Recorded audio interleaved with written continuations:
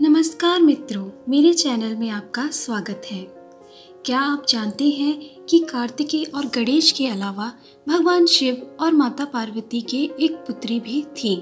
जी हाँ, हर कोई शिव पुत्रों के विषय में जानता है, किंतु बहुत कम लोग ये जानते हैं कि कार्तिकेय और गणेश की एक बहन भी थी जिनका नाम अशोक सुंदरी था और इस बात का उल्लेख पुराण में किया गया है। आज इस वीडियो के द्वारा हम आपको बताएंगे कि कौन थी अशोक सुंदरी और कैसे हुआ था उनका जन्म। आइए सुनते हैं। अशोक सुंदरी एक देव कन्या थी जो अत्यधिक सुंदर थी। शिव और पार्वती की इस पुत्री का वर्णन पुराणों में मिलता है, जिसके अनुसार एक दिन माता पार्वती ने भगवान शिव से संसार के सबसे सुंदर उद्यान में घूमने का आग्रह किया। अपनी पत्नी की इच्छा पूर्ति के लिए भगवान शिव उन्हें नंदन वन ले गए, जहां माता पार्वती को कल्प वृक्ष नामक एक पेड़ से लगाव हो गया। कल्प वृक्ष मनोकामनाएं पूर्ण करने वाला वृक्ष था, अतः माता उसे अपने साथ कैलाश ले आई और एक उद्यान में उसे लगा दिया। एक दिन माता अकेले ही अपने उद्यान में सैर कर रही थी, क्योंकि भगवान भोलेनाथ अपने ध्यान में लीन थे। माता को अकेलापन महसूस होने लगा, इसलिए अपना अकेलापन दूर करने के लिए उन्होंने एक पुत्री की इच्छा व्यक्त की। तभी माता को कल्प वृक्ष का ध्यान आया, जिसके पश्चात वह उसके पास गई और एक पुत्री की कामना की। चूंकि कल्प वृक्ष मनोकामना पूर्ति करने वाला वृक्ष था, इसलिए उसने तुरंत ही माता की इच्छा पूरी कर दी, जिसके फलस्वरूप उन्हें एक सुंदर कन्या मिली, जिसका नाम उन्होंने अशोक सुंदरी रखा। उसे सुंदरी इसलिए कहा गया क्योंकि वह बेहद खूबसूरत थी।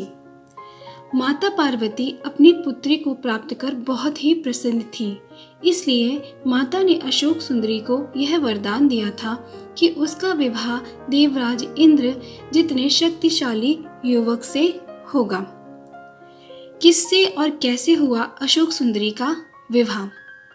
ऐसा माना जाता है कि अशोक सुंदरी का विवाह चंद्रवंशीय यतित के पौत्र नेहुष के साथ होना तय था।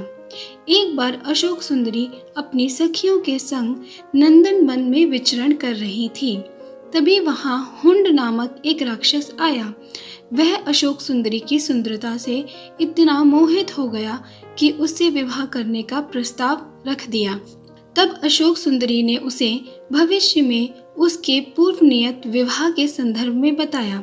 यह सुनकर हुंड क्रोधित हो उठा और उसने कहा कि वह नेहुष का वध करके उससे विवाह करेगा।